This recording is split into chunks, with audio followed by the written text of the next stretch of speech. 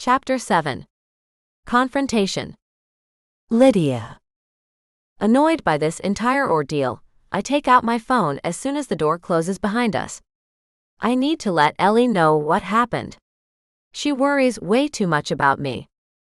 I leave the outer office and turn down the hallway outside, typing a quick message. Something blocks my path and I stop and look up at Wes. What? I ask. What do you mean, what? We need to figure out what to do.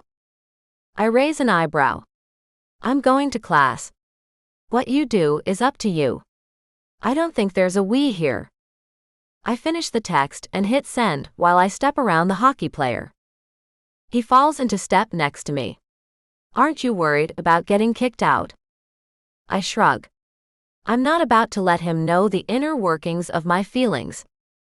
This is important to me.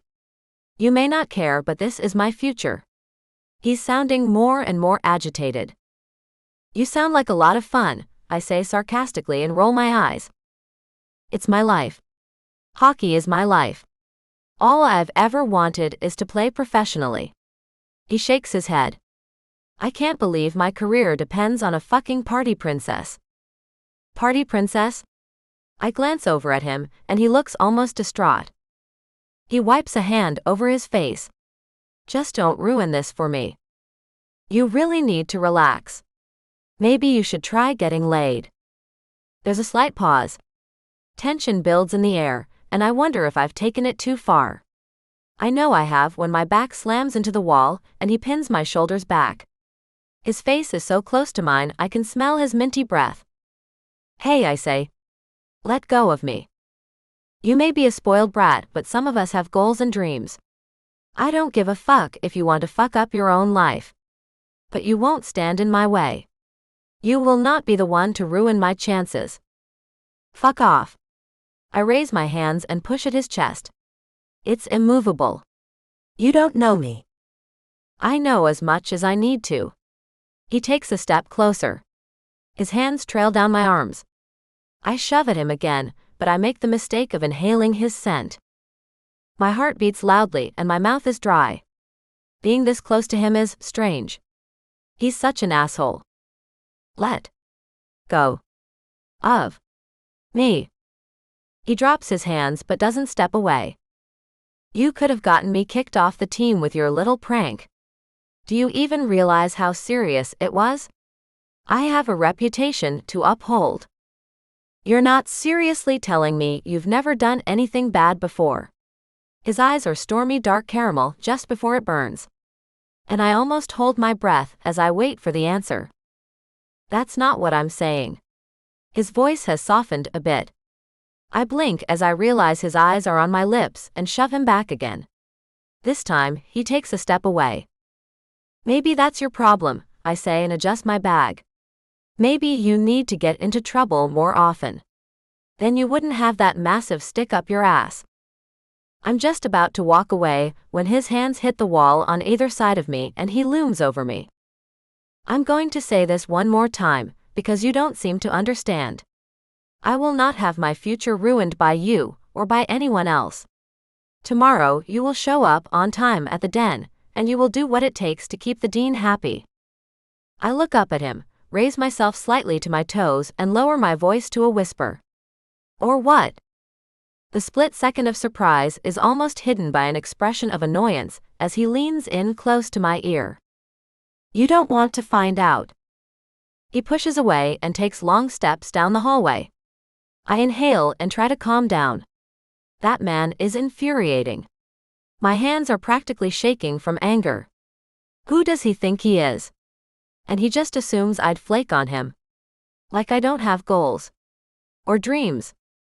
I shake my head and watch him disappear around a corner. He's wrong.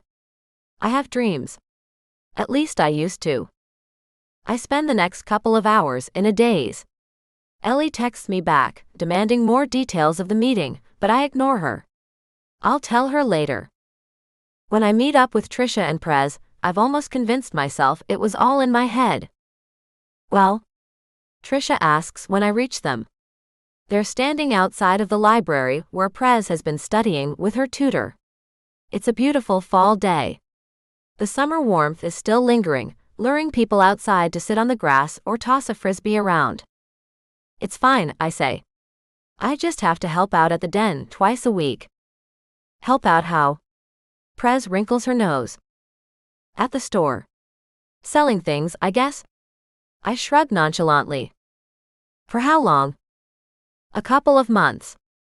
All of that just because you were at the den after hours? Trisha asks in disbelief. At least they didn't kick me out. I try to sound as if I don't care. Trisha bites her lip. Do you need help with that? I wish. They're making me work with Wesley Porter. I grimace. He's such a Boy Scout, he'd probably go running to the dean if I got any help. Look, Trisha says, I feel bad you have to do this because of me. It wasn't even that big of a deal. I can't believe I have to see him twice a week. I groan. You know, he practically threatened me afterwards. Did he do something? Prez asks with a concerned look. I bite the inside of my lip and take a moment before I shake my head. No, of course not. He's just an ass. Oh, did I tell you Daddy is buying another hotel? Prez changes the subject. I guess we were done with my thing. Where? Trisha asks. Prez dad buys hotels and upgrades them. Sometimes he offers to fly Prez and us out there so we can try it out. We use all the amenities and Prez reports back how we're treated, and if there's something we didn't like. Sometimes we even find things that he can improve. Antigua, I think, Prez says. The conversation turns to the shopping and weather of the island, and I try to participate, but my mind keeps wandering to Wes, and how I'm going to have to put up with him for 2 months. Maybe we'll be able to stay out of each other's way. I try to remember the store at the den. I've only been to the den at game night, but I think it's open to the public most days. The store sells hockey equipment and souvenirs.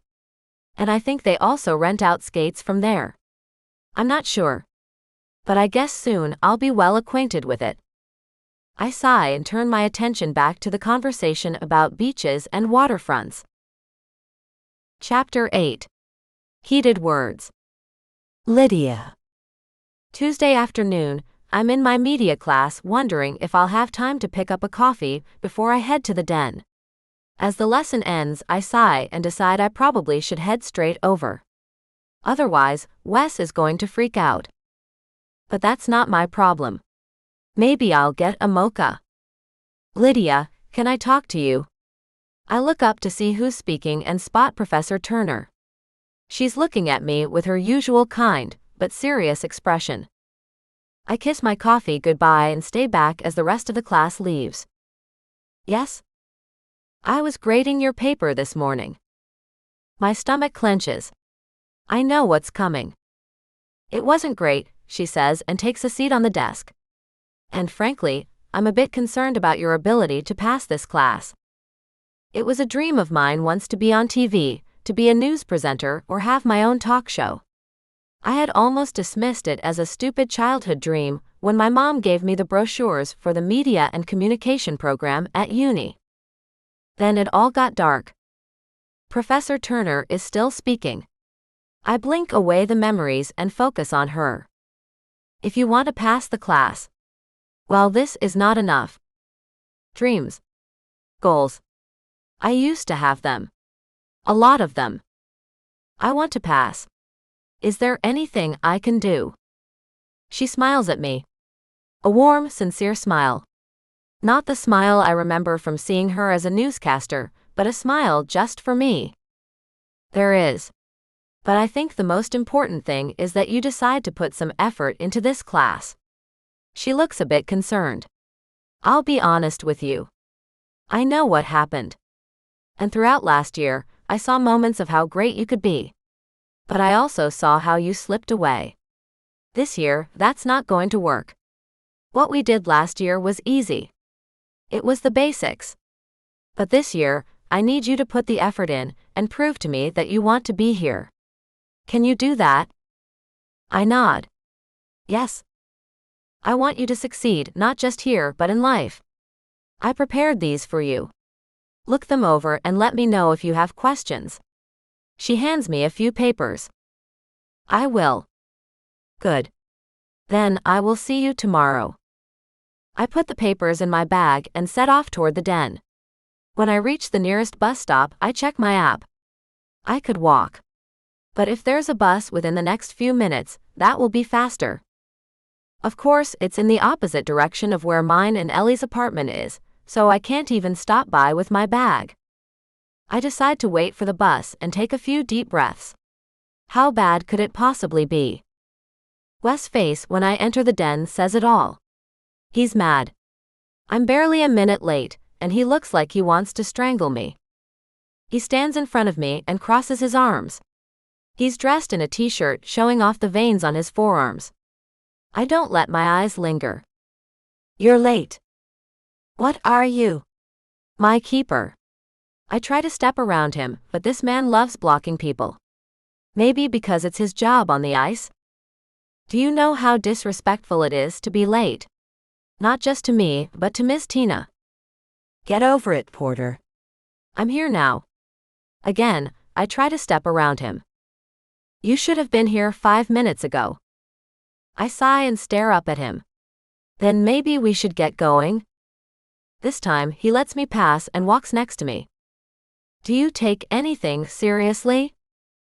I scoff. Everything isn't life and death. It's meant as a joke, but even I can hear that there's more depth and meaning behind the words than there should be.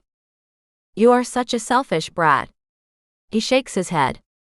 I guess I should be glad you showed up at all. You're one to talk. I reach for the glass door to the store, but he holds it closed. What's that supposed to mean? I mean that you selfishly use women when it suits you. What? No, I don't. I let go of the door and turn to him. He does the same. Are you seriously denying using my friend, and then just dropping her when you thought something better came along? It's not the same. No, because you actually hurt someone. Is that what this is all about? You're mad at me because I didn't hook up with your friend. That's not it, and you know it. You showed no respect whatsoever. Respect? As if you even know the word. There's the sound of a woman clearing her throat next to us, and we both freeze. I'm not sure when we raised our voices, but we were practically screaming at each other. Right outside the store. I take a step back and turn to the small woman with her arm in a cast. Ms. Tina has dark hair and small shiny curls. She's wearing thick red glasses and has to be in her late 50s. There are people all around you.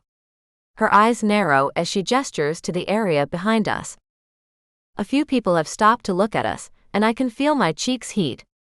It's not like the den is filled with people, but I recognize a couple of the other hockey players and a group of girls I think are on the figure skating team. This is not how you behave when the dean has given you a second chance to stay here at uni, Ms. Tina says.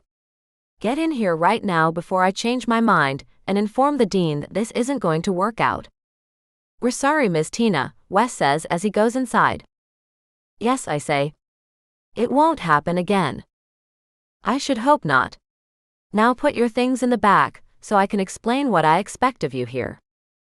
We find a small back room where we hang our bags. There's a small table, a door that leads to a bathroom, and a few cupboards. A microwave takes up half of the table, and stacks of boxes occupy much of the floor space. I'll stay with you today, but from Thursday I expect you to close up by yourselves, Ms. Tina says when we get back. And don't even think about closing early. The security guard, Kevin, will let me know. Now, as to what you need to do while here. I listen to her explain the very simple duties we have. Mostly it's just putting out the new stock, hanging things, folding other things, and cleaning up. She shows us how to use the register and the wall of skates that are for rent. Aside from the pro shop, there's a small cafe open most days, but that's it. She explains that she does most of her business on game days and days with public skates. It doesn't take me long to regret even thinking of the prank we pulled on Wes. The work is mind-numbingly boring. I hang jerseys and arrange them according to size until I'm ready to scream. The only interruptions are a few customers stopping by. I sigh and get on with it. At least Wes is also suffering through this.